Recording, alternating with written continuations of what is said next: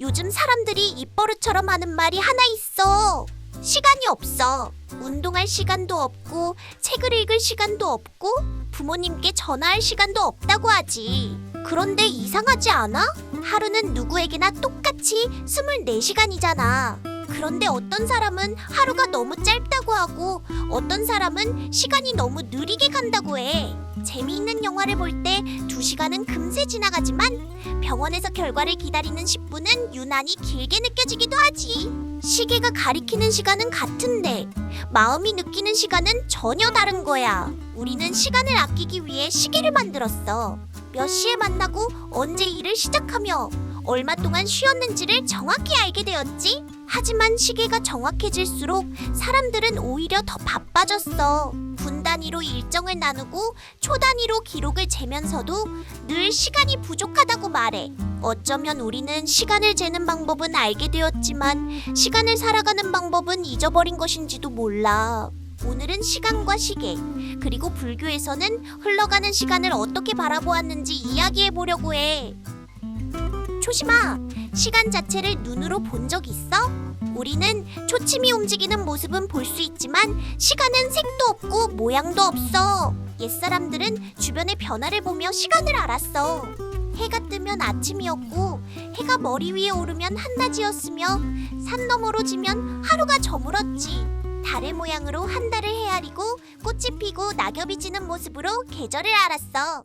처음의 시간은 숫자가 아니라 자연의 변화였던 거야. 하지만 사람들이 함께 모여 살면서 더 정확한 기준이 필요해졌어. 언제 만나고 언제 일을 시작하며 언제 씨앗을 뿌릴지 약속해야 했으니까. 그래서 해의 그림자로 시간을 재는 해시계와 물이 일정하게 흐르는 원리를 이용한 물시계가 만들어졌어. 향이 타는 속도나 모래가 떨어지는 양으로 시간을 헤아리기도 했지. 사찰에서는 종과 북을 울려 예불과 수행 시간을 알렸어. 개인마다 시계를 갖고 있지 않던 시절, 종소리는 많은 사람이 함께 듣는 시계였던 셈이야.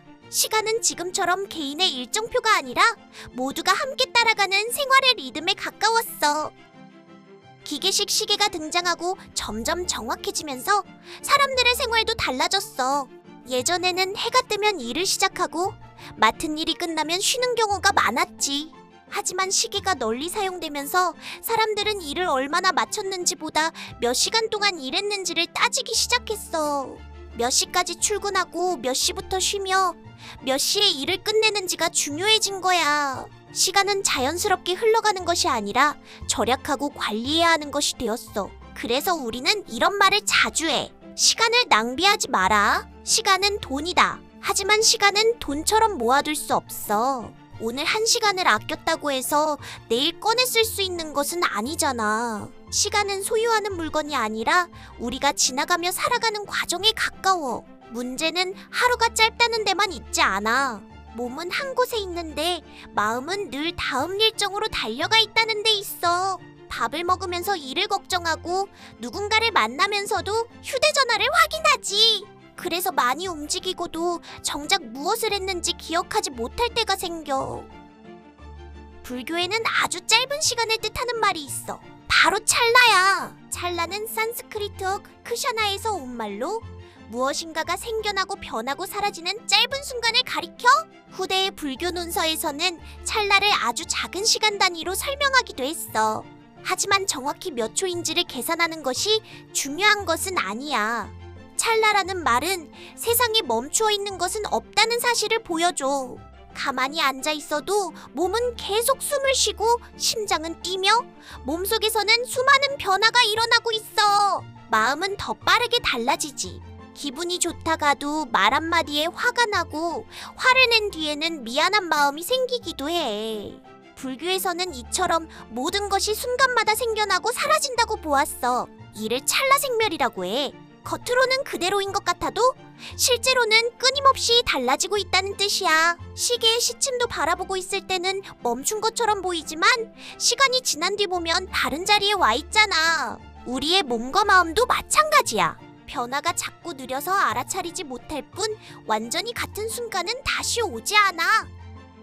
찰나의 반대편에는 겁이라는 시간이 있어. 겁은 산스크리트어 칼파를 옮긴 말로 인간의 수명으로는 헤아리기 어려울 만큼 긴 시간을 뜻해. 불교에서는 겁을 숫자보다 비유로 설명했어. 거대한 바위산이 하나 있다고 해보자.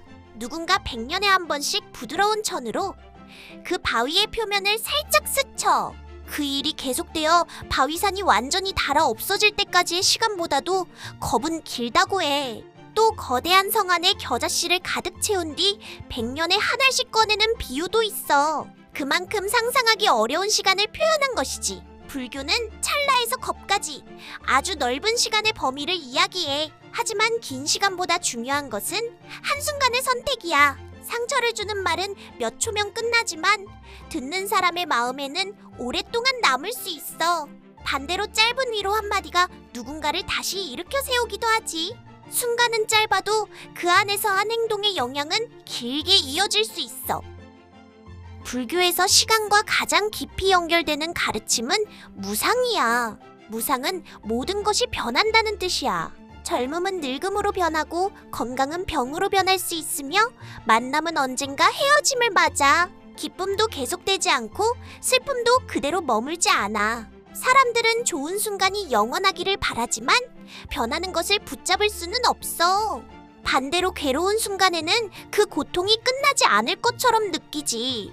하지만 괴로움 또한 변해. 그래서 무상은 모든 것이 사라지니 의미가 없다는 말이 아니야. 좋은 것은 변하니 지나치게 집착하지 말고 힘든 것도 변하니 절망하지 말라는 가르침이야. 우리는 시간이 생기면 운동하고 여유가 생기면 책을 읽으며 덜 바빠지면 소중한 사람에게 연락하겠다고 말해. 하지만 하나의 일이 끝나면 또 다른 일이 생겨. 그래서 나중에라는 말은 때때로 하지 않겠다는 말이 되기도 해. 물론 모든 일을 지금 당장 할 수는 없어. 계획을 세우고 순서를 정하는 것도 필요하지. 불교에서 현재에 머문다는 것은 미래를 준비하지 말라는 뜻이 아니야. 지금 하고 있는 일을 온전히 알아차리라는 뜻이야.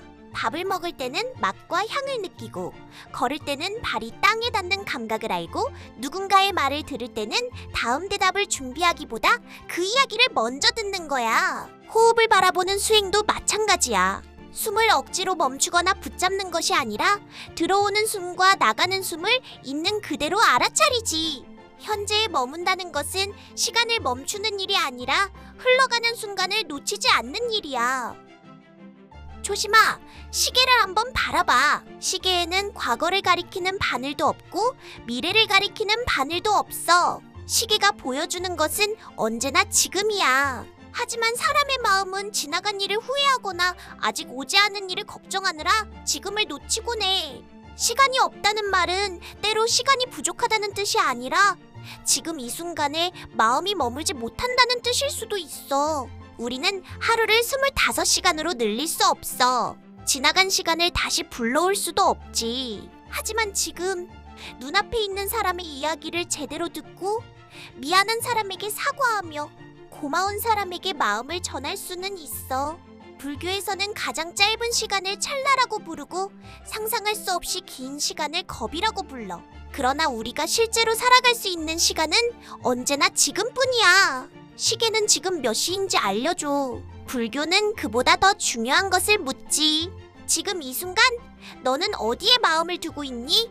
시간은 붙잡을 수 없지만 이 순간을 어떻게 살아갈지는 선택할 수 있어.